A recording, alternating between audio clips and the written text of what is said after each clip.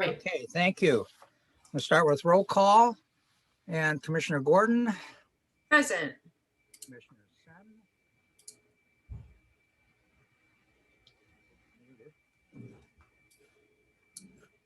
Zinnia. Present. Taylor. Present. And Commissioner Klaus. Present. All right, thank you all for attending tonight. Got a very, I think, interesting agenda tonight. So are there any agenda changes, requests or deletions? Not that I'm aware of, no. Okay, thank you. Any oral communications? Do we have anybody from the public that wants to speak? I see no one in attendance right now. All right, thank you. And we can have a motion to approve the minutes of our last meeting of February 18th. I move. Thank you. A second. Ben, I can't hear you. Terminology, when you turn your head to the side or down, somehow it's getting muted. I'm not sure where your microphone is. Okay, let me try that. Can't hear it all? There, now I can hear you. Okay. And we have a second for the minutes approval. Thank you. Any additions, changes to the minutes? Okay, hearing none. All those in favor? Aye. Excuse me, Aye. we have to do a roll call about it. Excuse me. Vice Chair Gordon, Yes, I approve. Commissioner Sen, I approve. Taylor. I approve. I approve. All right, thank you very much. The motion passes unanimously. Ian, I like your out the window there. It's a nice tree back there. It looks good. All right, any Just fine. staff comments? Yes, thank you. Good evening, everyone. So I guess the first update is on our Art Lift micro grants, which has been rolling out really, starting to roll out quickly now. So on the left, you can see a project that is currently installed around the bowl in Mitchell Park. It's a series of very lightweight sculptures that we're really excited about. Susan Mead in the middle is distributing her artworks. Yesterday was her first day hiding artworks in various locations around town for people to find. So follow us closely on social media for some clues as to where to look. And then on the right, Priyanka Rana has collected a lot of toys from the community to integrate into her sculpture. And she is scheduled to install next weekend, not 2 days from now, but a little over a week from now. This is another project that was recently approved, asking the community to create origami fish out of what would be discarded paper. So from magazines or junk mail or things that you were going to throw in the recycle anyway. She would collect them at a location, add LED lights, and put them in a storefront. So we're working on assisting her with finding a location. And then another project, instead of a free little library, it's a free little museum. So it's a local artist who will install this in front of her home and make small artworks that can go in, and there's opportunity for other artists in the community to display their work as well. So is that it for our micro grants? No, we've got a few more. So Joshua Curry has a project. You can see he's on a bicycle with a projector behind him on a trailer, and it projects these running wolves that run alongside him. And so we're working with him on coordinating that installation. And then on the right is a project, a collaboration between Caerleon artist Saba Shear and Carrie Costanza, who's affiliated with Stanford in body mapping. And so this is a way for members of the community to participate in an art project that's also really therapeutic. So that probably won't happen till September. We have to keep our timelines COVID friendly and all of that. So let's see, Marina Berlin was an approved project. I met with her last week and she creates these wire figurative sculptures, and she has one that she is finishing during COVID and needs to retrofit so that it's more touch friendly. And it's someone sitting on their phone. So we think we might put that on a bench somewhere in downtown. And then on the right, Batucci is a drumming circle. So we are working with them on the timeline on when that might be able to take place, and if it's in a park or if it's a commercial area. So we have the last round of the Art Lift microgrants. The deadline is the 16th of April for the final round. So that's really exciting. The next thing is the temporary murals, which have all been installed. Hopefully you've had a chance to go explore them. Here's the one on the side of Bell's Books by TW5. Lauren Berger's project on Haight Street, Robin Apple's project on the side of Pacific Art League. Catherine Liu, who is on King Plaza. Carrie Leder is on California Avenue near the Fountain Plaza. George Camacho is on the side of the Bank of the West next to the Cobblery. And then Damon Bellinger's one piece is in that small alleyway between the Kinko's and the Pilates studio. And then Liz Hickok's piece with the augmented reality layer is on the side of Izzy's Bagels. So we've been getting a lot of love from the public for those. So yes, our commissioner recruitment deadline is April 6th for three positions. I am hopeful that all of our incumbents will reapply, but we of course like to have a robust pool of applicants.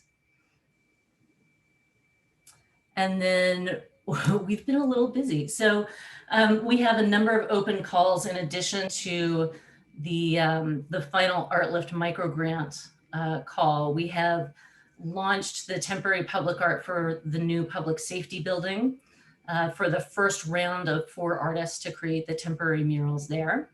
And we've also got an open call for our pre-qualified pool of artists for the next 2 years. So that'll be open until May 9th.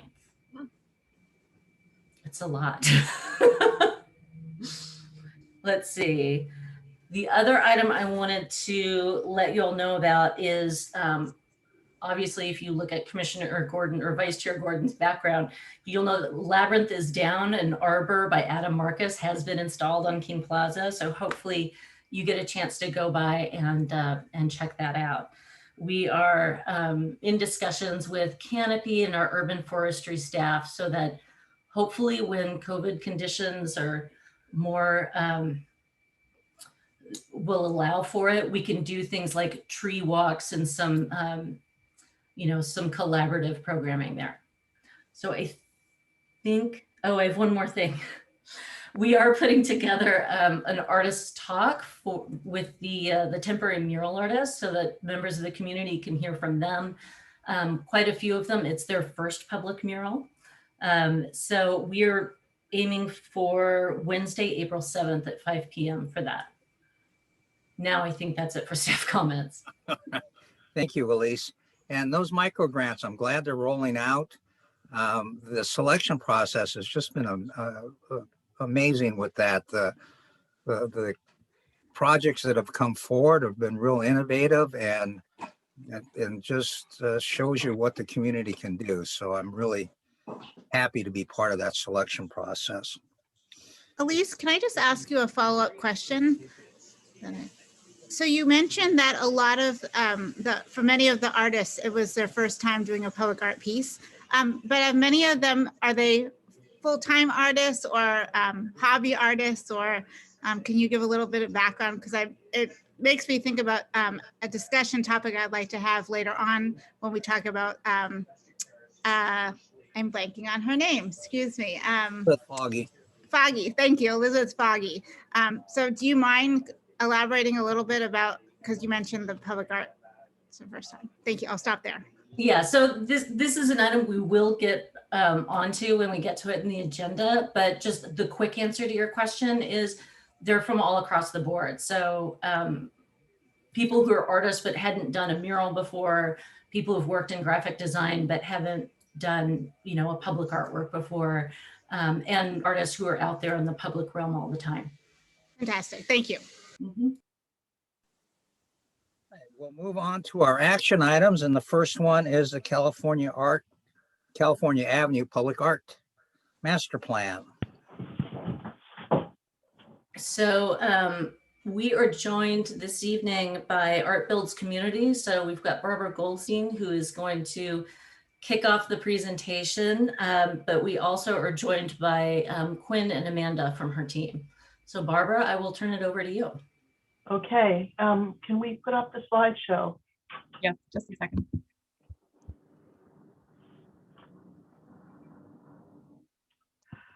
Well, thank you. Well, you've met our team. I just wanted to reiterate what it was that we were asked to do. And thank you for the opportunity to work on it. We really enjoyed working on this plan, despite the fact that we weren't able to get over there and meet with people in person too many times. We did have a couple of visits, but it wasn't as detailed as we would have liked. Basically, we were asked to develop a plan that would think about how the lab would be developing in the future, especially as we get out of shelter in place. We wanted to get also residents and business owners to share their thinking about what could be done with art to enliven the district. And we were asked to develop a plan that would include a vision, a mission statement, objectives, guiding principles, and recommendations, which we did. Gathering community input was a little bit different than it would have been normally. So we had a number of meetings that were online that were accompanied by webinars. We also used Co-Urbanize, the interactive engagement tool, to get people to comment on things that were there and suggest other things. And overall, we had a good amount of community outreach. I'm going to turn it over to Amanda now. Thank you, Barbara. Thank you. So we're just going to share a couple of slides with you. This first one is the timeline. As you'll know, I'm sure that in February of 2020, last year, the Public Art Commission approved our firm, Art Builds Community, to move forward with creating this public art plan for the California Avenue District. In May, we started having conversations with Palo Alto staff members and key stakeholders to the district, as well as have an artist focus group where we had conversations with artists that have worked in the community. Throughout this time, of course, we were having online community efforts through social media and website and emails, I believe newsletters. So in June, we also presented to the Public Art Commission. We continued to have stakeholder and community outreach, and we had a business merchant focus group where we were able to have a few of the business owners speak with us through a webinar and present to them what the project was. And throughout the summer, we were able to do a few community engagement where it was more of a tabling like you see here as the streets opened in the summertime, and there was able to have social distance where people can use their phone to scan the QR code to find out more about the project, so that when they did go online and utilize Co-Urbanize, which was the mapping platform, they would know what it looks like. So here you'll see there's a board that was put together that kind of shows what that platform would look like once they would go online, and see how they could communicate through questions and comments that they can leave. You'll also see one of the questions we have here from the Instagram stories that was asked throughout the campaign. And then can you move to the next slide? Thank you. So throughout that whole process, the year, it's been over a year now, we've completed our plan. We've worked with the amazing public art program staffers, and through the community engagement, through the conversations and the webinars, through the focus group meetings, we've come up with these 6 recommendations that you'll find in the plan. I believe that was sent to you prior to tonight's meeting. So you'll see the first recommendation is to install temporary and permanent artwork that will really enhance the pedestrian experience. And we saw in the previous presentation that temporary artwork is already starting to come into the district, which is great to see. Also to commission iconic art that attracts people to the district. So that's something that would be welcoming someone onto the avenue, and really kind of making it clear where the visitor is visiting.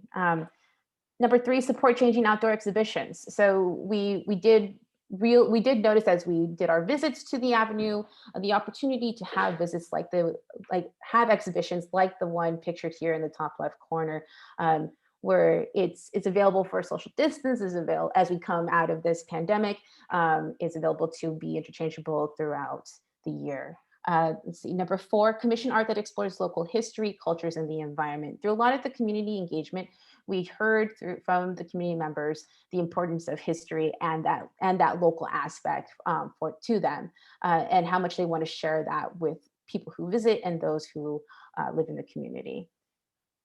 Next, number 5, highlight the work of local and regional artists. I think that really speaks on the first recommendation, that what we're already seeing is the temporary murals that are going up, and a lot of those artists are local. They're from the South Bay or from Palo Alto. We have one from George Camacho here who also goes by Jada. It's a beautiful day. So we see this happening already. And last, number 6, build in-kind and financial partnerships between local businesses, arts organizations, city departments, and Palo Alto Public Art Program.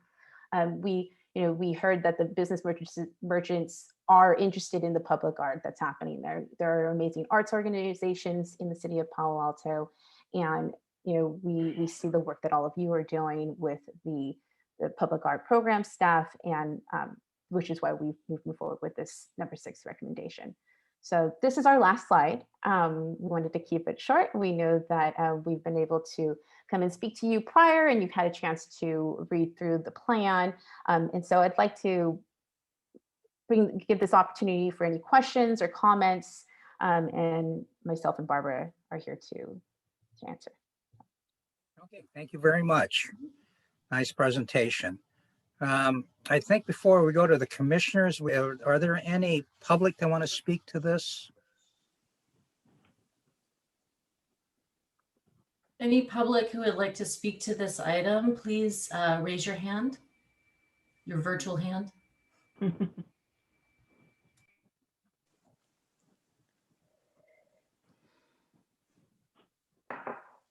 I see one hand for Raven Malone. Ms. Malone, you have 2 minutes to address the commission. Go ahead, Raven. Hi, can you hear me? Yes. Okay, great. I just want to say I think it's really amazing you all doing these commissions and spreading art throughout the community. It's very important, especially considering what everyone's going through right now during the pandemic. Is very kind of stress relieving, and also kind of like a breath of fresh air to walk around and see really nice art around. However, I do have a question. I know that there was the Black Lives Matter mural before that got kind of painted over. And when I spoke to City Manager Ed Chikata, he said that you all were working on a permanent project for Black Lives Matter. So I guess I have a follow-up question. I'm sorry if this is kind of out of place, but are you all still doing that? And also, will you all be doing something for the Asian American and Pacific Islander community? Thank you. That's all. Thank you, Ms. Malone, for your comments. And Elise, can you, about the BLM? I know there's a poster available for the BLM. And the other part, the Asian part, is something we'll be discussing in our future meetings. Well, actually, if I may add, Raven, I really personally appreciate your comment.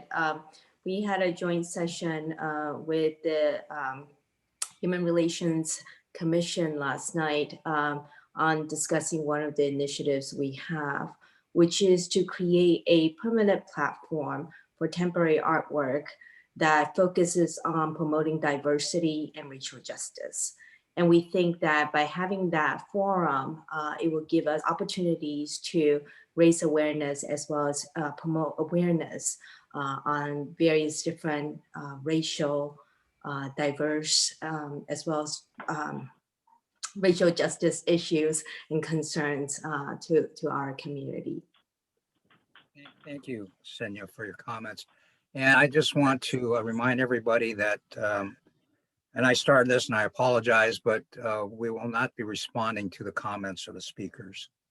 So, all right, and another speaker.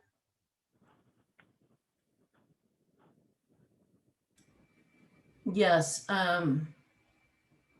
Well, he had his hand, Mark Weiss had his hand up, but now he's put it down. So I see no other hands at this moment. Okay, thank you. All right, so commissioners, are there any questions or comments about the California Avenue Public Art Master Plan? And Senya? Yeah, actually, I did have a comment on, I think the recommendation number 4, and this is piggybacking on our exercise yesterday, which is our endeavor to promote diversity as well as racial justice. I was wondering if we can highlight or maybe add additional language in recommendation number 4 to strengthen that point. Thank you. Other commissioners?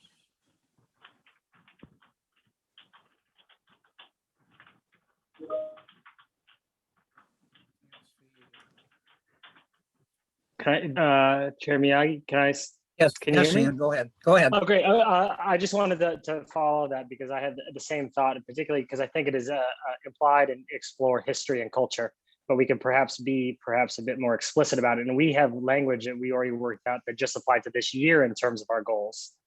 But it does seem a place that we might benefit from being slightly more explicit about what we're.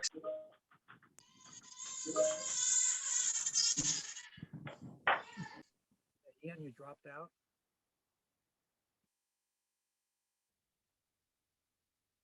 Did we lose Ian?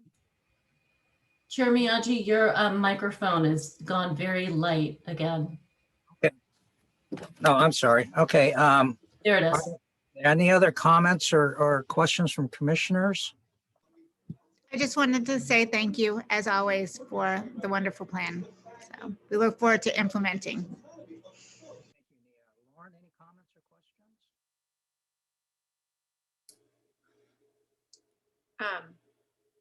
I look forward to the how do I describe this? The part of the plan where there's presentations and music and things by the fountain. That's something new for us, and I think that could be, I mean, not new, but we haven't done it in a while because of COVID, and so I think that could be a lot of fun. I've read through the plan several times, and it's really great, and we'll be looking forward to working off of it. Just the response to the murals, the temporary murals that we have in the California Avenue region now, Avenue of the Arts region now. We've been getting a lot of positive feedback about those murals. And so we know that this is going to be an exciting area of Palo Alto to focus on. So thank you. And one comment I do have, I'm number 6 on your list there. I really like that. And I think it's important to build up partnerships with the local businesses.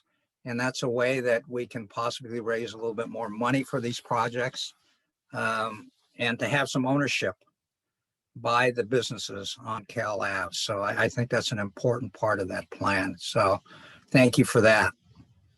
Any other, Lauren?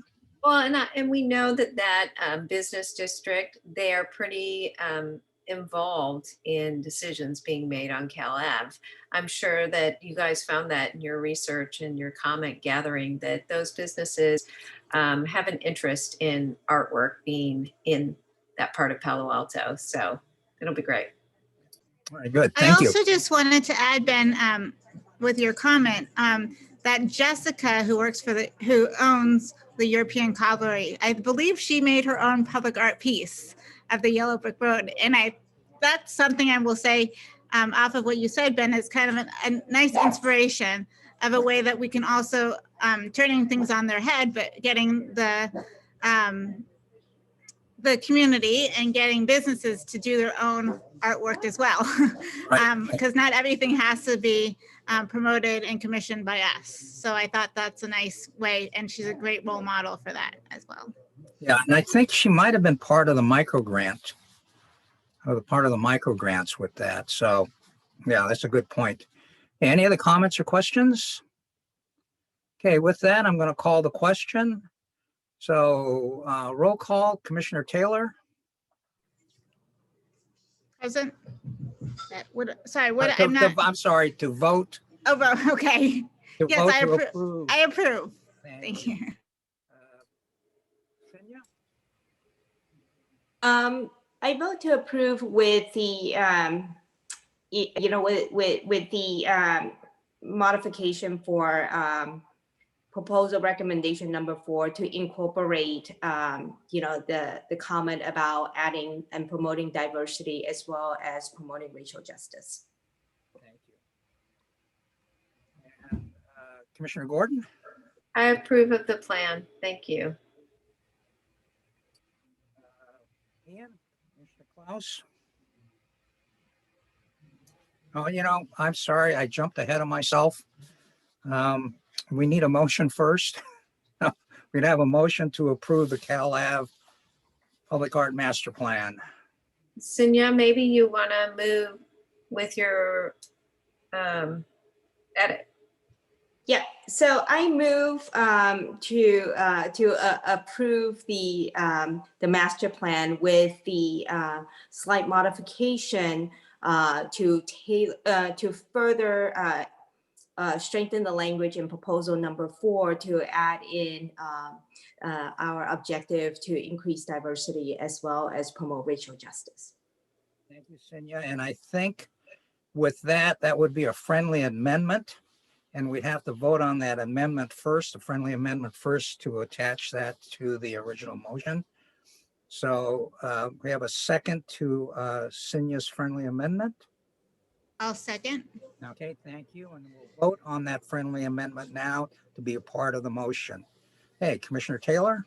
I approve. Commissioner Gordon? Yes, I approve. Commissioner Sen?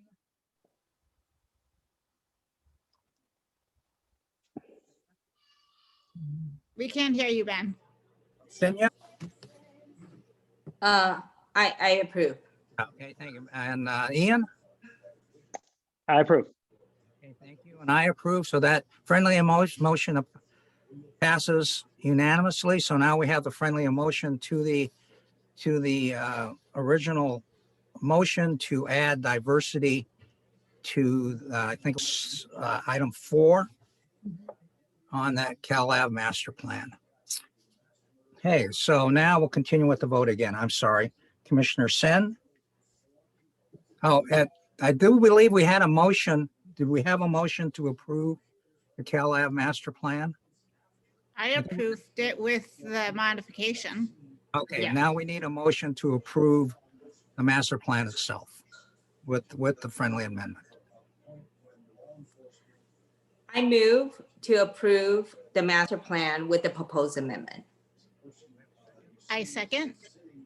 Oh, do you Now have to we'll- ask that? Yeah, thank you. Now we'll do the vote. Commissioner Taylor? Accept. Approve. Klaus? Approve. Commissioner Vice Chair Gordon? Yes, approve. Thank you. And Commissioner Sen? Approved. And I vote yes, so the motion passes unanimously. Thank you all very much. Sorry for the little bit of confusion there on the motion and the amendment. And Barbara and Amanda and team, thank you all. Great job, and we look forward to getting this plan implemented and in place and going. So thank you all for your efforts. Thank you. Great plan. I'm so excited. Bye, thank you. All right, so now we go back to our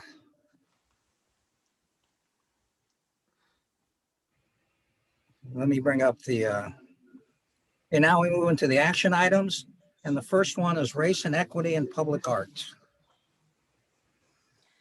So as you all remember, when we did the Black Lives Matter mural this summer, we learned a lot about our outreach and how people heard about our calls, what's working, what's not working. And we got some great feedback from the artists who participated in that project. One of those artists was Elizabeth Foggy, who used to be an artist in the CAST program, had lived in Palo Alto, and she has been a communications consultant for about 10 years now.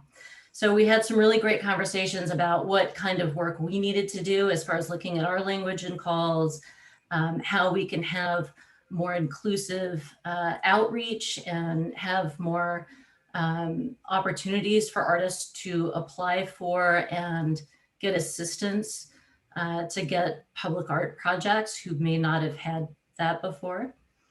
And so she started with doing an audit of our previous calls and language and gave us some really great feedback on that. She launched an artist survey in November, and we were going to hear about the results of that and was able to glean a lot of really helpful information for us. She has given us a list of artists and arts organizations that we will include in our artist calls and our circulation, but also follow and support through social media and our own channels.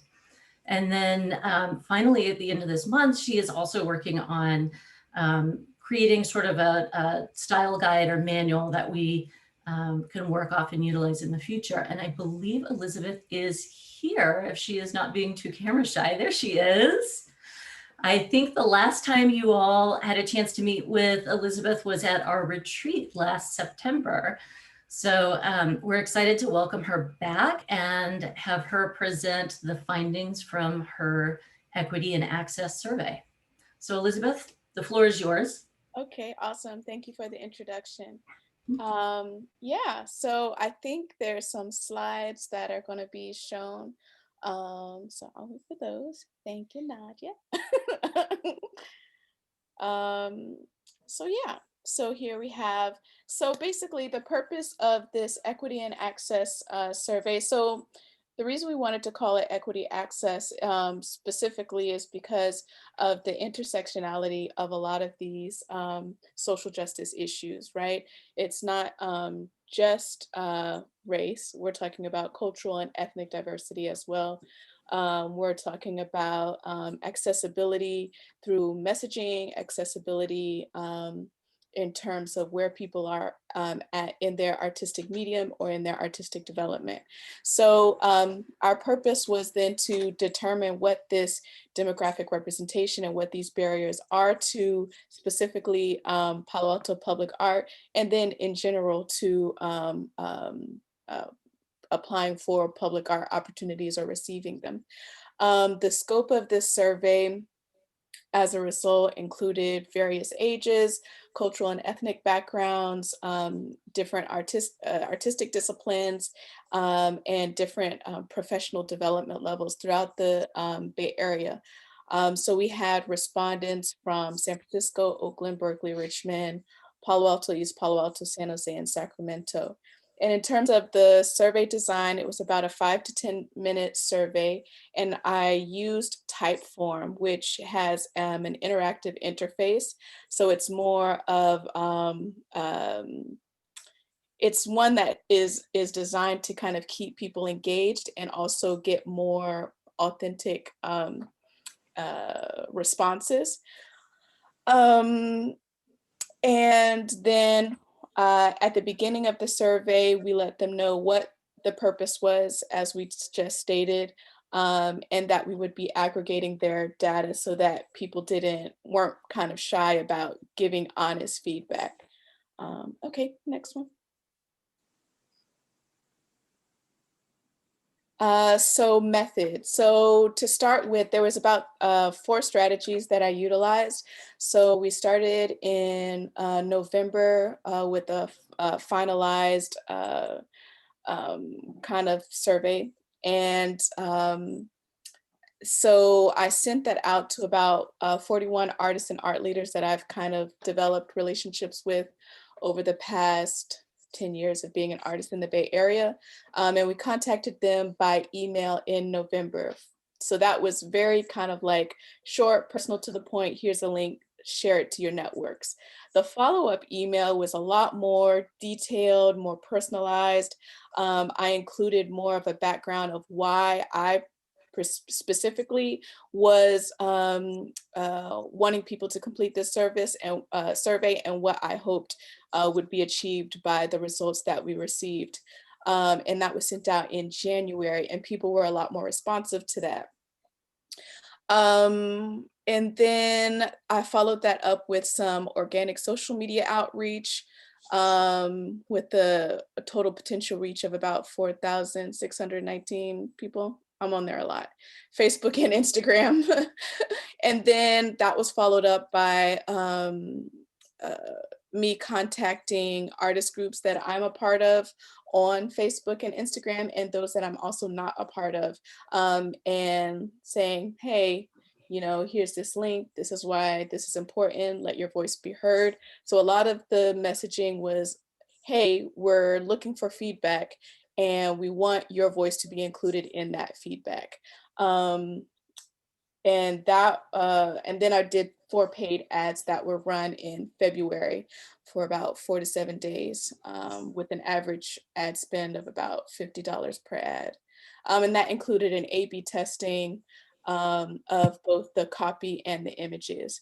But the most successful strategy was basically doing the grunt work of gathering a list of 321 individuals who were contacted by email and social media direct message. That was basically digging, a lot of looking at online databases through different organizations like Artspan, Root Division, as well as different studio spaces where art collectives are, and also programs like Paint the Void, and looking at the artists that they were featuring there. So it was a lot of searching and making connections. So next slide, please. So in terms of the results, the survey was viewed about a little bit over 400 times, with about 102 respondents.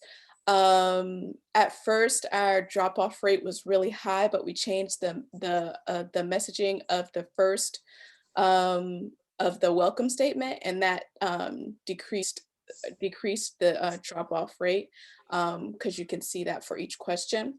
The average age of the artists that responded was about 43. And most of the respondents were from the global majority, with about 43% self-identifying as Black, African, or African American. So the specific question that we utilized was, it was optional, and we asked people, how would you describe your, how would you self-identify culturally or ethnically? And we got some positive responses for the way that we framed that question. So I would highly recommend framing any sort of demographic questions like that in the future. Highest counties represented, no surprise here, Alameda, San Francisco, and Santa Clara. Okay, next. In terms of the artistic experience of respondents, most of them were mid-career or early career. I was surprised by that. I expected to have more emerging artists. Again, this is how they are self-identifying. And the majority of the respondents were 2D artists, so painting, drawing, and that's about 63%. The importance of this, I think, is really interesting because what I noticed just by working in the field is that a lot of people have an assumption, or have had an assumption up until recently, with all of the murals going up, of public art being mostly sculptural. And I think with this new wave of mural production, I think people are seeing, oh wait, this 2D work that I do could possibly be transferred into some sort of public art project, but I'm not really sure how to do it, and that's kind of out of my realm, which we'll get to that part later. Most of the people had applied to about 1 to 5 calls in the last 3 years, and that resulted in either no commission for most people or 1 commission. And this is again looking at general, and then we get more specific to Palo Alto. And then only about 38% of artists requested feedback on unsuccessful applications. In terms of experience with the Palo Alto public art program, so 27% of the artists who had applied, who responded had applied to the Palo Alto Public Art Program, and most of them had either heard about it through newsletters, social media, or through some sort of a friend or program. There was an MVLA Scholars Program. It was just one respondent said that I was unfamiliar with it, but then I looked it up. It seems like it's some sort of Palo Alto thing. And then of these artists, most of them had recently applied, and so they had received either the Black Lives Matter mural or the temporary mural pilot project commissions. And then most of the artists described their experience as positive, supportive, straightforward. However, only like 73% of the artists who had responded to the survey had never applied to Palo Alto's public art program. Most of them didn't know about it. They didn't know Palo Alto had a public art program. Some of them also stated that location, distance was an issue. Some people assumed that if they didn't live in Palo Alto, that they probably weren't even applicable for a commission. And then there was also a portion of the population who just wasn't, their perception of Palo Alto kind of deterred them. And that's to be expected, considering a lot of the artists, and especially in the counties that were responding, especially of the global majority, have know somebody or have themselves experienced the effects of gentrification as a result of, you know, the influx of tech jobs that people associate with Silicon Valley, and therefore they're going to associate with Palo Alto. So I think for some people that's also a deterrent, just the public image of Palo Alto as they perceive it. So.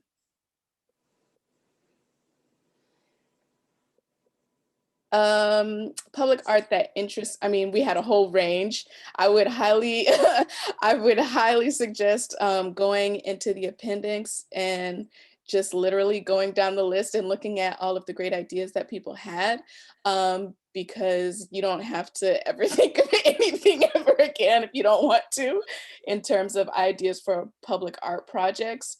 A lot of people wanted more socially engaged, interactive, community-centric type work. A lot of people wanted large-scale, big-budget murals and sculptural projects, but as we will find out a little bit later, they need help with kind of what that looks like. What does that process looks like? Because for a lot of people, it's a kind of a mystified process, and one that they expect there's going to be a lot of bureaucratic tape, and that's going to be inaccessible to them for one reason or another. Also, there were a lot of mention of 2D artists or small scale installations. They wanted to have more opportunities to create those.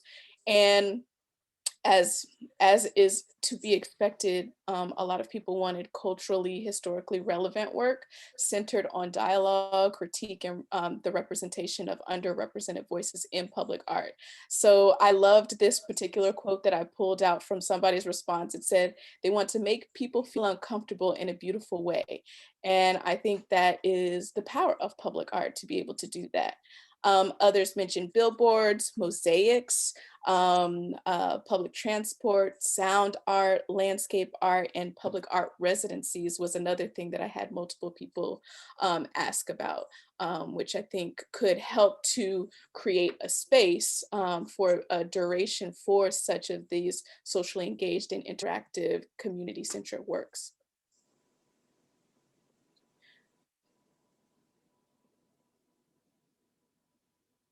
Okay, that's it.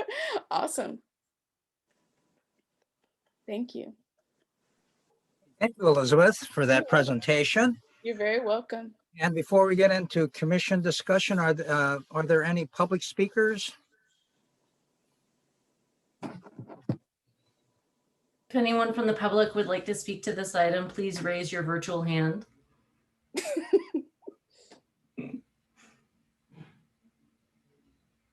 I see no hands, Chair Miyagi. Okay.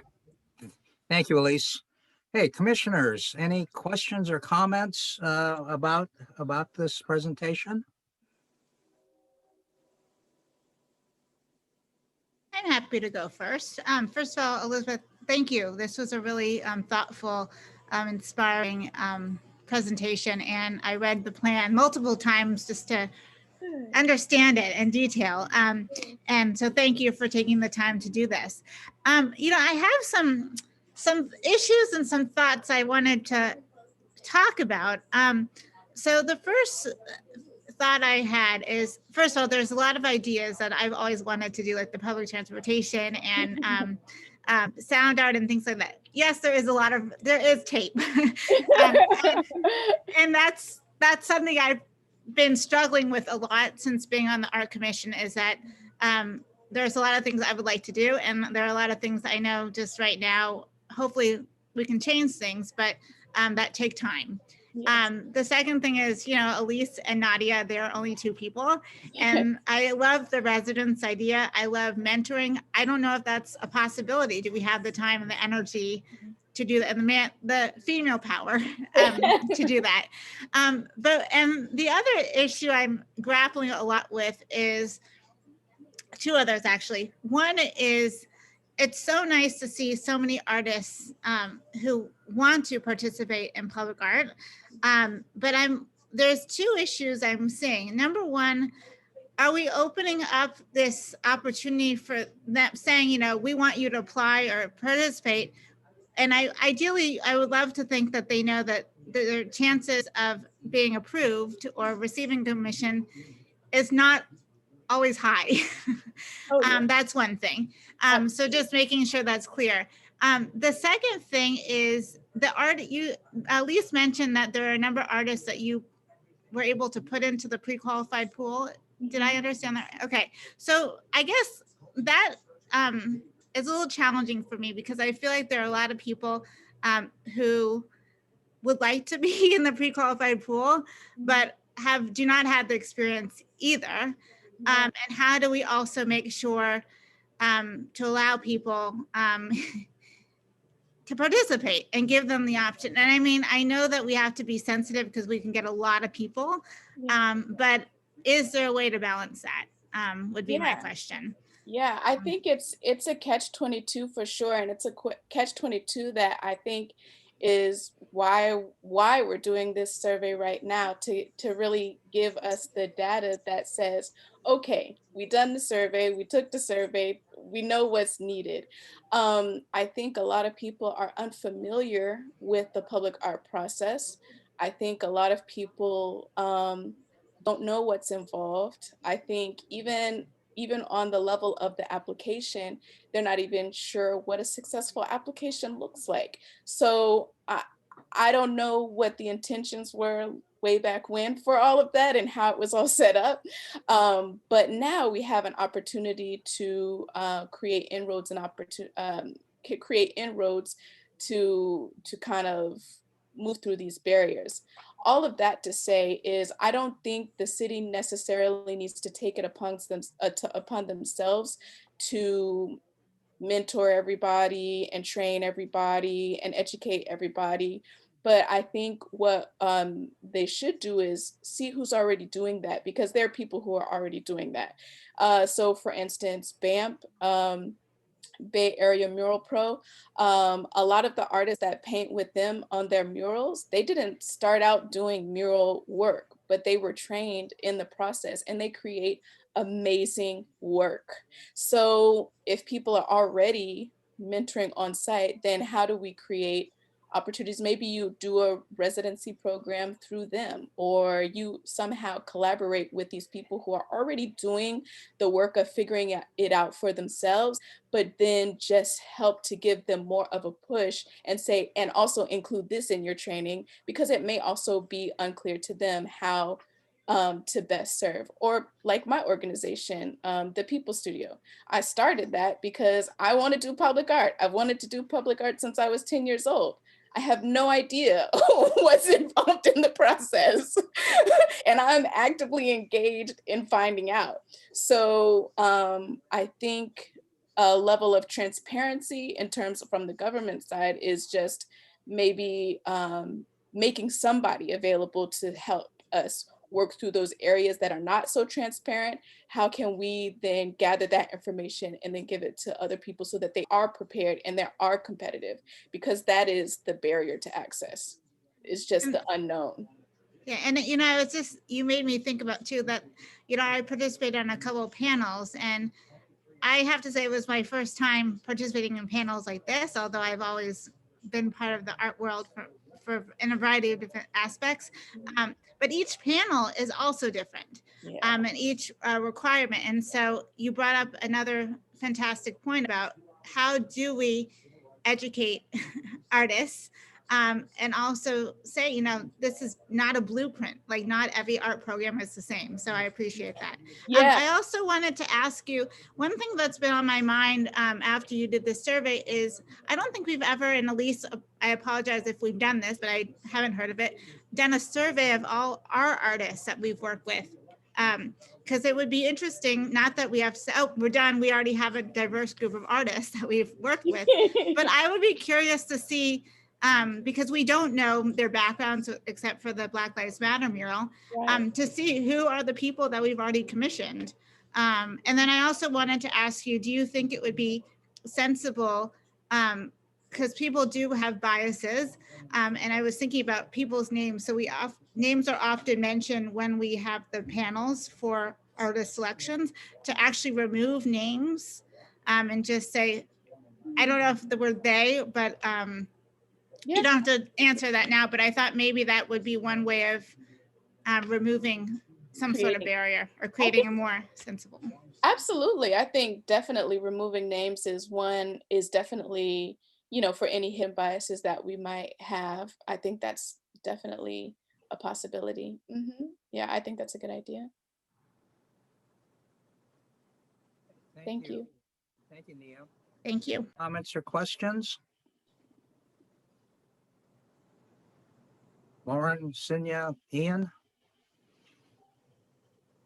Elizabeth, thank you so much for your input. That was really insightful. Thank you. It is really interesting, and I'm so glad you were able to reach that many artists. And I really enjoyed hearing about your process and how you actually got them to respond and the different avenues that you had to take. Demystification of the public art process, we do need to work on that. And thank you for your recommendations on this. And I think having a mentor of some sort will be helpful. Yeah. Absolutely. Yeah, that personalization went a long way. Oh, sorry. Go ahead. No, please. No. It's go, please. I was going to say, I would never have thought about starting this type of project, but I thought it was incredibly insightful, and I think the efforts that you went into contacting all the various artists and the conversation that you started and the conversation that you brought back to us, all of this is incredibly thoughtful and helpful. So thank you, particularly in COVID 2020. You're so welcome. I'm happy that it's helpful and that it's useful. Okay, Ian, any comments?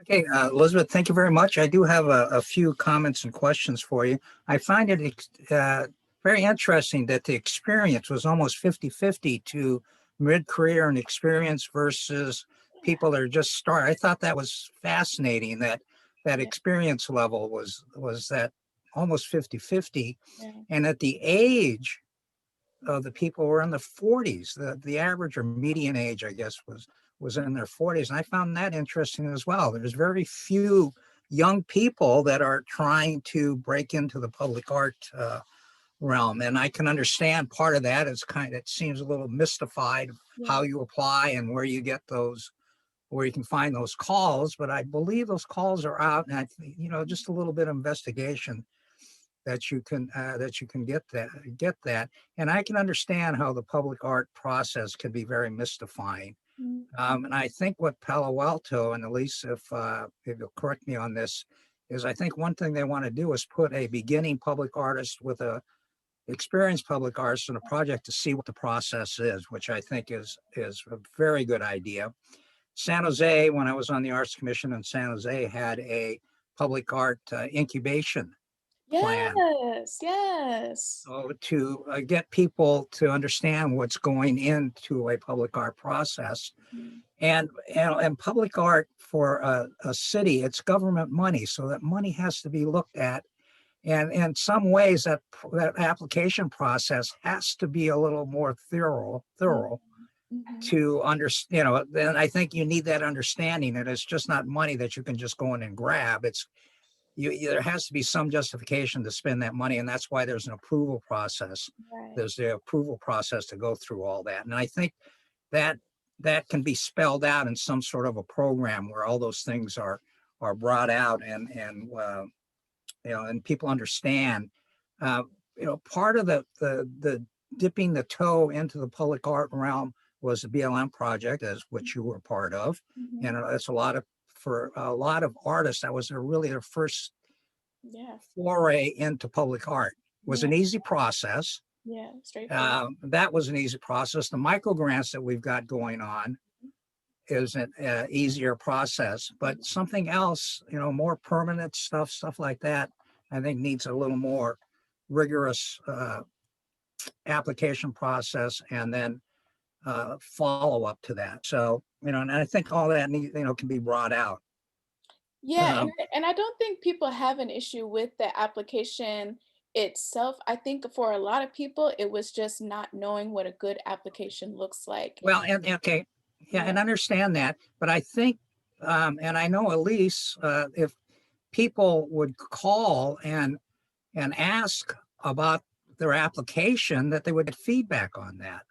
It's not like you take a test and you get a grade and you don't know, why you were marked that way. There is feedback. It can't be a mystical process, because then nobody would apply. But if you get feedback and you get positive feedback on how to improve your application, I think it will really help. And I think Elise does that very well. So, and I think you're right. Yeah, if people ask for feedback, for sure. But I think there needs to be, because there's a perceptual barrier, like you said, it's a government process, it's a bureaucratic process, and people may have had other experiences with government and with bureaucratic processes that make it impersonal or even psychologically or emotionally harmful for them, or like in the mind. You don't know what people's experiences have been, right? So I think we have to. Go ahead. What brought up before is a bias. And when you think of government, you may have this negative bias in your mind already. Or you've had negative experiences. And that colors the way you look at things. Exactly. So what I think would be really helpful is to have some sort of communications content that personalizes, either the process, personalizes the department itself, so that you can begin to build real relationships and trust. Even if the process itself is the same, the perception of the process can change through a good communication plan. Right. Can I just ask, when an artist does not get approved, is there an email or something that goes out basically saying, sorry, but we're not going to accept your application commission, to please, but we'd love to tell you about the process and give you feedback? Because one of the things I think that's really concerning for a lot of people, especially people who are of color and disenfranchised, is they're worried to follow up. And I think maybe we have to turn again the tables and follow up with people and just say, thanks for participating. We'd love you to reapply for other things in the future. So I agree. I think that would be definitely a step forward in the right direction, because while I understand, yes, the onus is on the person to go and get and grab. But if you're doing that with every other area in your life and you know that your probability is low, competition is high for different opportunities, this is just another thing to have to fight for, and they're going to wonder, is it worth it? So I think if you really want to create access and equity, I think in this first stage, there's going to be a lot of reaching out and a lot of, creating that bridge so that then, oh, okay, these people are actually cool. Yeah, let me go and check out. Okay, now I'll do it. And I'm there, and I've brought everybody else with me, Commissioner Taylor, I do just want to clarify that when we do send out that that letter that says, sorry, you were not selected, we do always make a point of telling them they should contact me or Nadia directly, and we're happy to set up a call with them. That's wonderful. thanks. I thought you did that. So that's great to hear. And a lot of panels that I've sat on lately, and especially for the California Arts Council, is they send out letters to the applicants and telling them why their application was not accepted or not approved. And so I think that goes back to giving feedback to your application so you can make it better. And in the messaging, in terms of how that is messaged or how that is packaged, it needs to be personalized, because even in my process, that's what people actually responded to. And Ian, comments, questions? I think Ian's hands up. Yeah, I see him. Ian? This is all the light I have, so it's the best I can do. Can you hear me? Yes. Yeah, thanks so much, Elizabeth. And I think Nia has raised a good point before that success comes with its own challenges. And if we had success getting more applicants, of course, the challenge is that there are not the success rate goes down, and how to message and learn around that is its own thing. I think that makes this a very worthwhile discussion. I wonder, I find frequently in these discussions, I'm told that it's already happening or that someone's doing innovative work in this space already. And I don't think that it's really great to burden artists too much. But are there examples of projects where the people who have been selected, oftentimes you take on the responsibility of, say, doing an artist talk, where those people also take on the responsibility of doing outreach or explaining why they've been successful to build the sort of bridges you've discussed. So it wouldn't necessarily just fall, say, on Elise and Nadia and others, but also on artists who speak a similar language, whether it be 2D or sculpture, and who can talk about the process perhaps in informal ways. And this is something that's built into sort of what they, to winning isn't the right term, but when they're selected, they give an artist talk to the community, but an artist talk to their own communities of artists about what the process was like for them. Is that something that people do or have experienced with, or has worked, or perhaps it's burdensome in ways that I obviously might not be aware of, and so it doesn't work? Yeah, people definitely mentioned that. We had some people mention that they had that experience with other like programs. I think somebody mentioned some program someplace else. I don't remember exactly where it is. Sorry. But yeah. And then other people said that they actually wanted to hear from other artists and about their experience. And when they had the opportunity to do so, that they found it very helpful. And I agree. I think you should definitely create an artist talk, or I love that idea of including it in as part of the deliverable, so to speak, the public art deliverable, to have that kind of community component, but also talking to your peoples, talk to your peoples about what worked.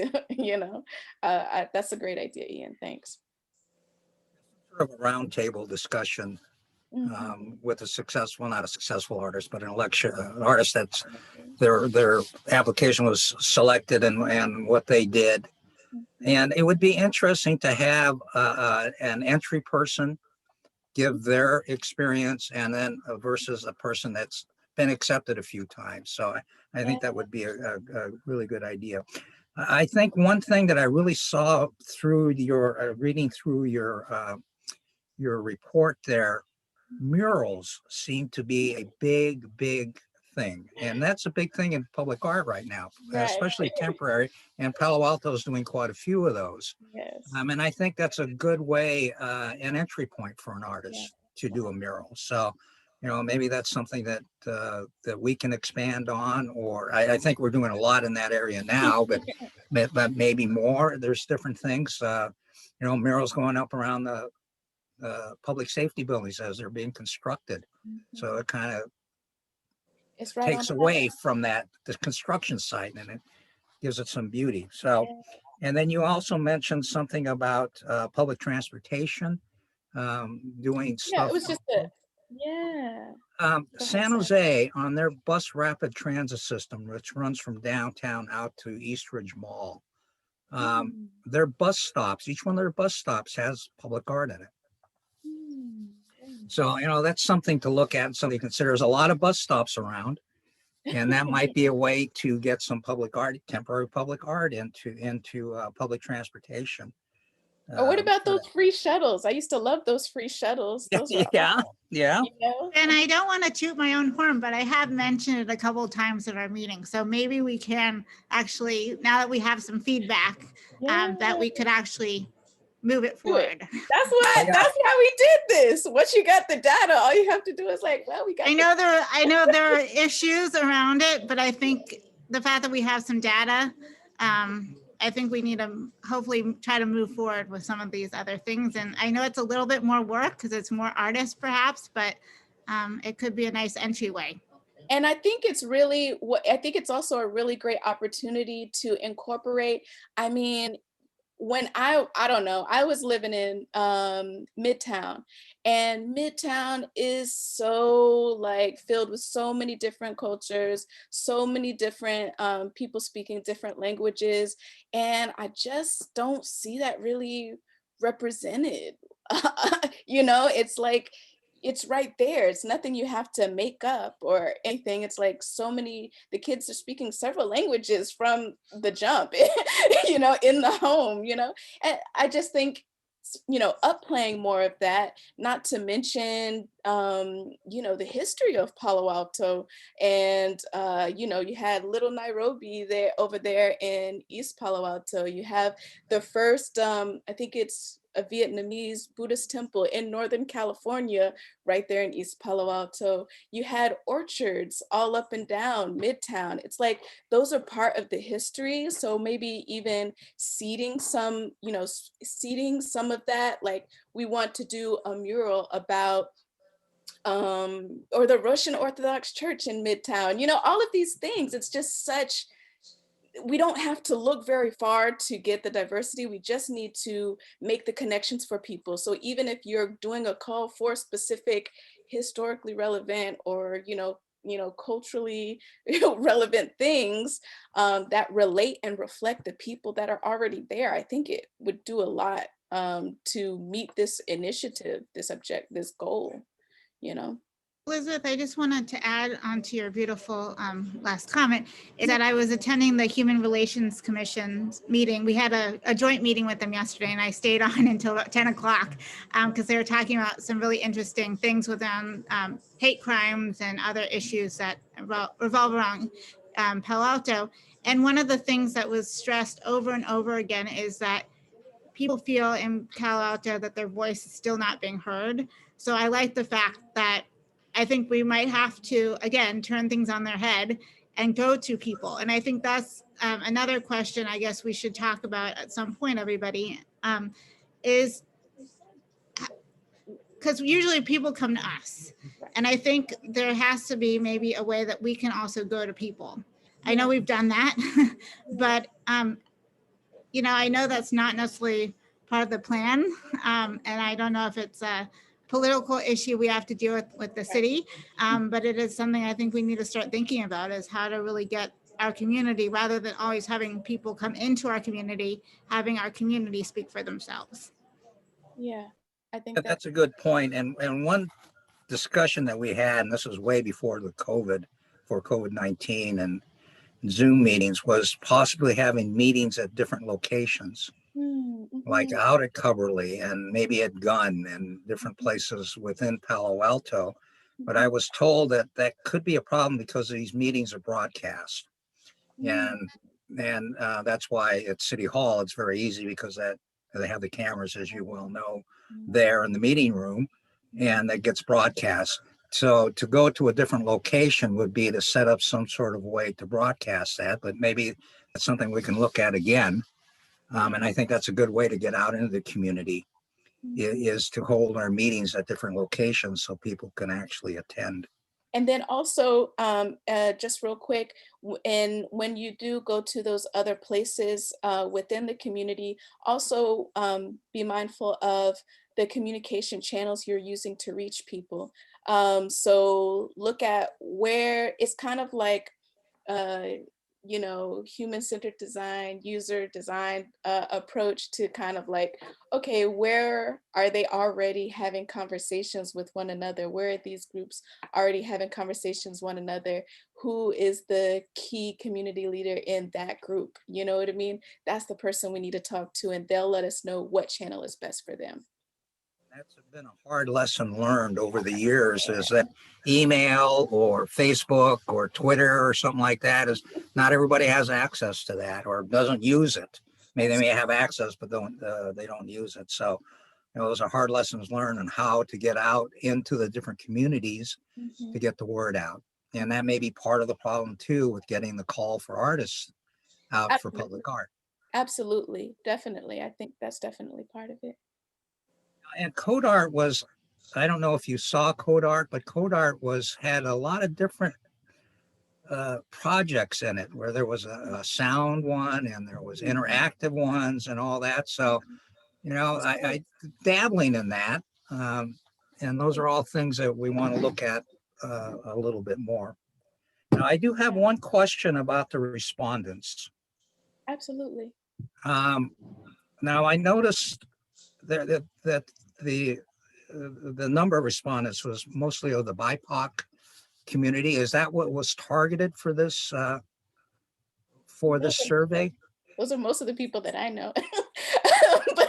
and yes, it was mostly people of the global majority. So everybody ranging from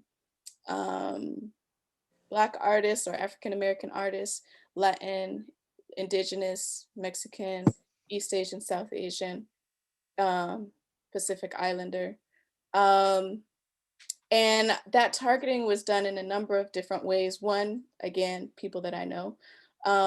Two, through the organizations that I looked at, in organizations that have databases that I connected to.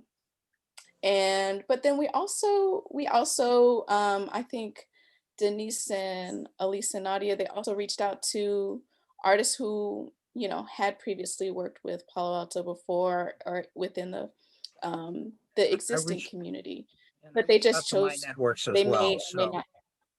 Huh? Okay. I reached out to my networks. People just chose not to respond. Yeah. Yeah. Okay. Thank you again. This is very, very good. Any other comments or questions? Thank you so much, Elizabeth. Thank you. So interesting. Thank you. You're welcome. Thank you so much. Thank you, Elizabeth. All right. And Do I then, drink? No. thank you. And then Thank you, Elizabeth. Okay. discuss next steps on this. Okay, thank you. Thank you, everyone, for your comments. Okay, we'll move on to the next item, which is a follow-up discussion of our meeting last night with the Human Relations Commission.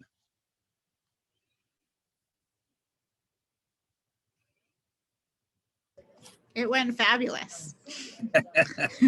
One thing, Lauren and Nia, thank you for your work in putting that together.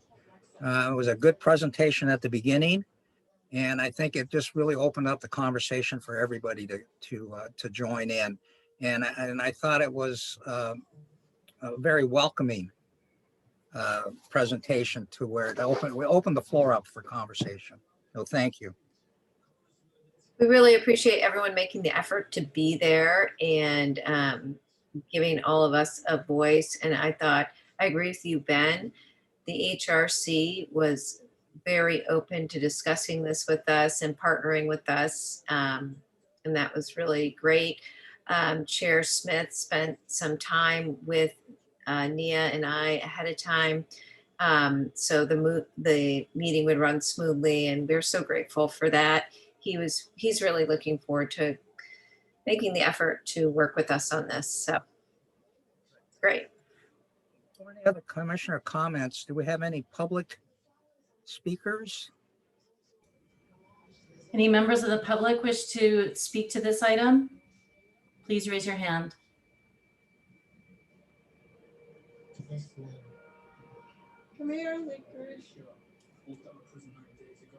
I'm not seeing any hands, Chair Miyagi. Thank you. All right, so let's continue on. Any other comments or questions about last night's meeting, which HRC? Yeah, I actually have some comments. After the meeting yesterday, I did a little online research about the demographics of Palo Alto. And this is very much something that's been on my mind recently because of all the news that we've been reading, the instance of hate crimes against Asians.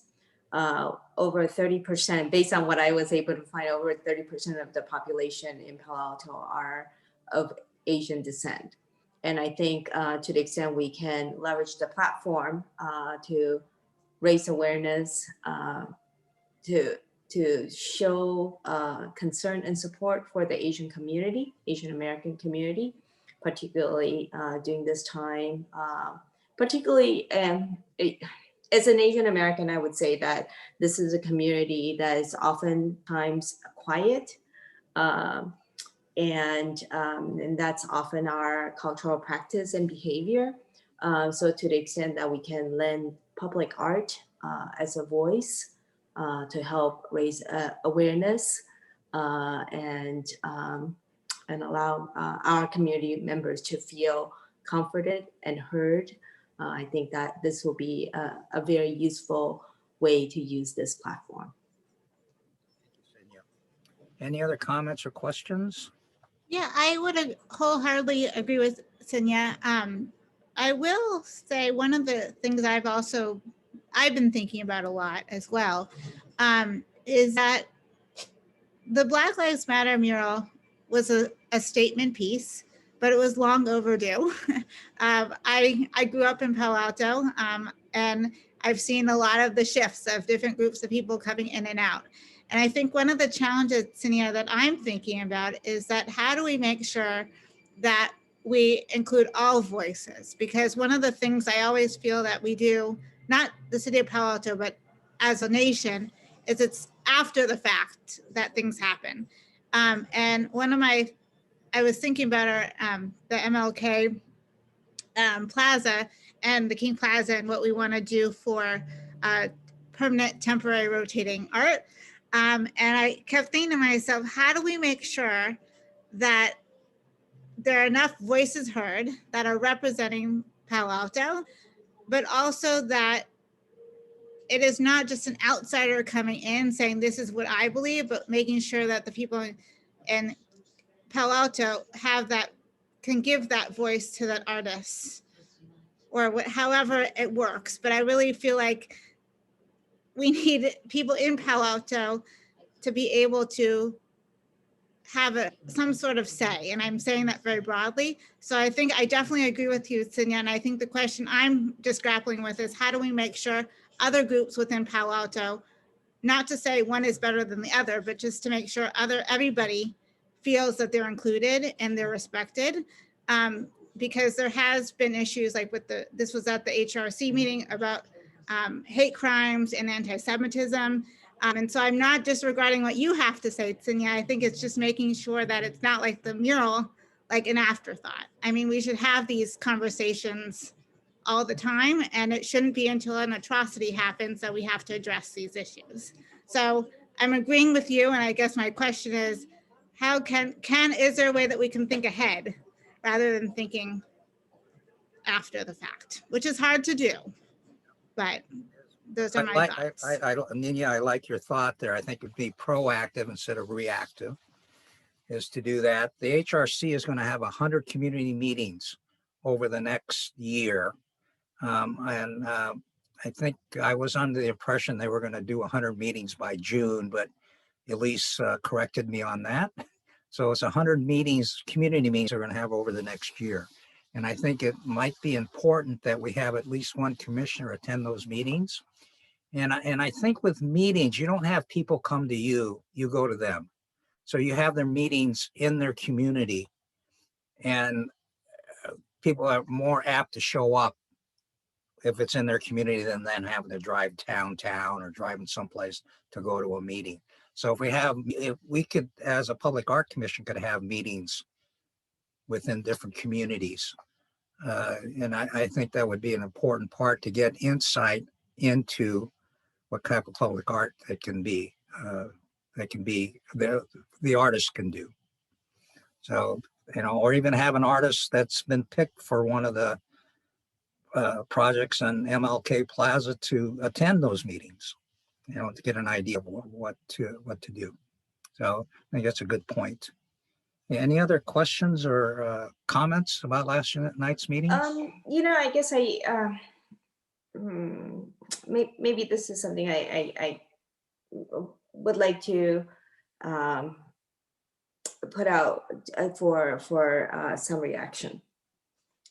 I do think that this is and what I love about the fact that this is a platform and it has a really broad mandate to promote diversity and social justice. I do think that is always going to be an evolving landscape, and it's an aspiration. And I do think that, unfortunately, it seems like different groups are targeted at different times. And it is not clear to me that we are always going to be able to address the hurt that is imposed or perpetrated on, all groups at once. But to the extent that we have a ready platform and we could opportunistically showcase artist reactions to what's going on in our society. I think we should highlight that stage, that opportunity, and encourage artists to come forward and use our platform for that. Good point. Thank you, Sinya. Any other comments? Yeah, I'll just go after Sinya and say that is why I am so happy that we decided to do temporary art instead of just one grand sculpture or one banner. It is so important. And I, Sinya, too, have looked up who lives in Palo Alto. And everyone who lives here is important. And that needs to be reflected. And if we have to have artists react to certain events that happen in our nation or in Palo Alto, that's fine. I know, Nia, we need to be thinking of everybody, but I think also this, because it's temporary, it does give us the time to react to certain events too, and have artists respond to these things. So thank you for your thoughts. As Chair Smith, Coloma Smith, excuse me, Ian, go ahead. I was just gonna, I think this is a really fascinating discussion, Cindy, that you launched us on it. So thank you for seeking the reactions. And it's interesting, the temporary or sort of responsive approach, one, and then what you flagged before that, which was the issue of sort of getting ahead of tragedies or addressing oncoming issues before there's a tragedy that makes us react retroactively. And I think that those are in some ways two different things that require two different processes. And we have a really good process in place around temporary art, as everyone just mentioned. It seems to be quite flexible and nimble because Elise and Nadia have done such an amazing job setting it up. In theory, you could have it be even quicker, but there are limits to that. And so it's been exciting to see that be deployed. The question of not just being retroactive. I mean, the truth of the matter is that the social justice concerns of 2020 and 2021, the inequities that COVID has made there didn't begin in 2020. And so in theory, we could have been doing public art about them before. And so I do think that we could ask ourselves in a sort of more systematic way how to integrate the concerns of the community, the issues that it really feels are important, into our annual priorities that we put together. And I know that there are often opportunities for input, but I thought, Ben, you flagged really spot on the 100 meetings. And that provides a natural way for us to have a sense for where the community is and what they would like to see. And so I do think we would maybe do well to think up a way that's perhaps a little more systematic than just having us attend the meetings, because that is a little disparate and tough to put into a single set of ideas. And maybe the HRC is going to do this for us in a way, and we just have to make sure that we're attentive to it.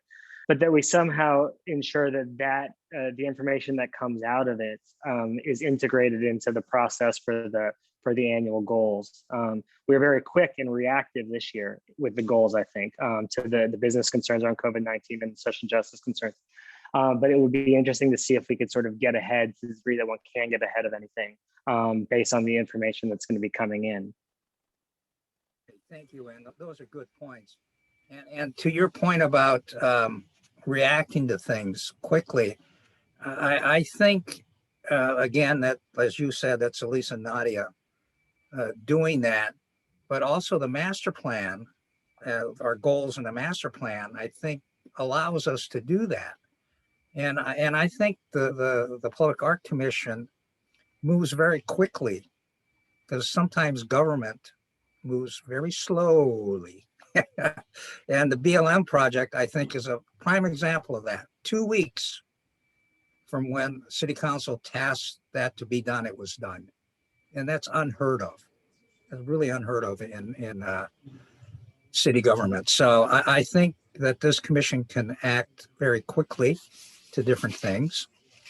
And one thing I want to tout about this commission, if you look at the makeup of the commission, I think it really is it's diverse, and it reflects more of the population of maybe not just Palo Alto, but of the state. So, you know, in a lot of commissions, you look at them and you don't see that diversity that we have. So I think that's a big plus for us.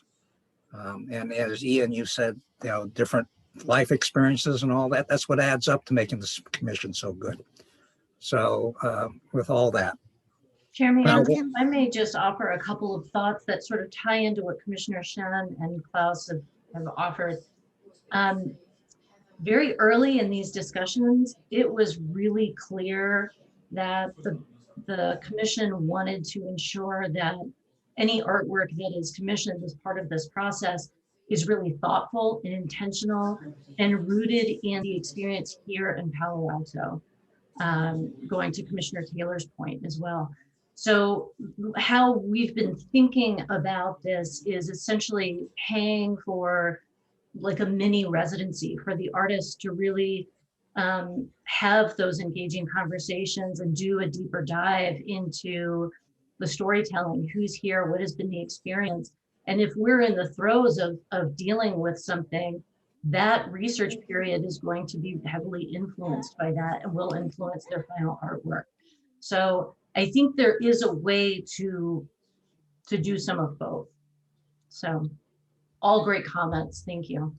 Thank you. Have we spoken yet about like the timeline? We haven't spoken actually about the timeline, because I'm one, you know, Cindy brought up a point that I'm it's one of those things, we have things happen and then all of a sudden then something else happens. And so I think that's another challenge that I keep thinking about, is that how do we, I don't want to use the word prioritize, but like there's so many things that we're discussing, and then now new things people are discussing, and then how do you not forget about the stuff that happened in the past and continue in the future. So I think it's a discussion I'm looking forward to having about how do we handle this. And I mean, I often say to myself, do we need to have some sort of structure as to, like, I want to say, let the artists do what they do, but at the same time, do we need to have some sort of physical? We have the master plan that does that. Yeah, I think we have the master plan. I think we fortify recommendation number 4. And I think in so many different ways, we continue to say, we essentially took that concept and that call to institute something permanent that represents racial justice and diversity, promotion of diversity.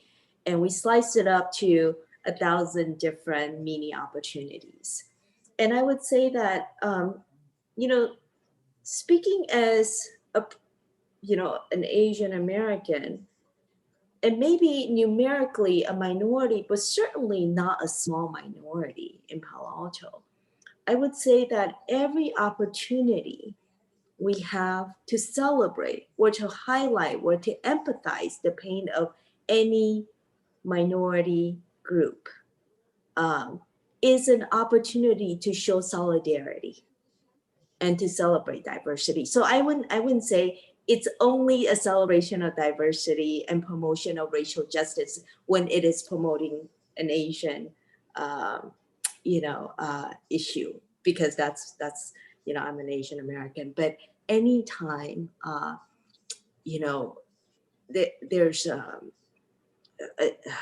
a painful social event that is perpetrating some type of racial injustice or gender injustice or class injustice of some sort, I think if we have an opportunity, and if an artist has an emotional reaction to it, that they can create an art piece that resonates with people in powerful ways, I think that will both be reactive as well as proactive, because it will at that moment instill in all of us a lesson for the future. So well said. Thank you, Sonia. Thank you. Any other comments or questions or comments about HRC? As Chair Smith said last night, he thinks this is an historic collaboration between 2 different commissions, and I agree. And I think these are 2 commissions that could really work well together. The HRC does have a steering committee that they're using for this racial diversity question. And I think, and I told Chair Smith that we would have at least one member be a part of that steering committee. And I think Lauren and Nia would be good representatives to that steering committee if you're agreeable to that. Well, they have 2 members, we'll have 2 members, and moving forward to do that. So if you're agreeable to that, then I will let Chair Smith know. Nia, are you available? You've worked with them before, so I think that's a positive. Chair Miyagi, just wanted to clarify briefly, it's their Vice Chair Stinger who is coordinating that subcommittee, so we can put Commissioners Taylor and Gordon directly in contact with her for that. Okay, perfect. And she's already reached out to us, so we can reach back out to her. So. All right, good. Can I ask you, Elise, a question? Have you been in touch at all with TheaterWorks or any of the other, besides the Art Center, and the other arts organizations within Palo Alto City? Pacific Art League, we've been in a lot of conversations with them, especially since the partnership putting the mural on the side of their building. TheaterWorks, I have not had direct contact with. Okay. So that would be interesting because they're going to be part of the discussion. So maybe we can glean some ideas from them. Good. Okay, well, thank you all. It was a very, very interesting, good conversation. Thank you for your comments and any announcements. I think one announcement I have is going back to the beginning with staff comments about applications for the Public Art Commission. Please reapply if your term is coming up. We're 5, so we gotta keep this continuity. So please reapply. Hey, next meeting is I don't know, next month sometime, April 15th, Thursday, April 15th. For your calendar. Well- So, and then we're going to have the HRC stuff meetings coming in. So we will be told when those meetings are, and if you want, you can attend those. So, and I'm really energized with this collaboration we're having with the HRC. I think there's a lot of good things will come out of this. So thank you all for your comments on that. And Lauren and Nia, again, thank you for your work on that meeting last night. Hey, with that, we'll be adjourned. Thank you all. Thank you all. It was a long meeting, but it was a good conversation, and thank you all for attending.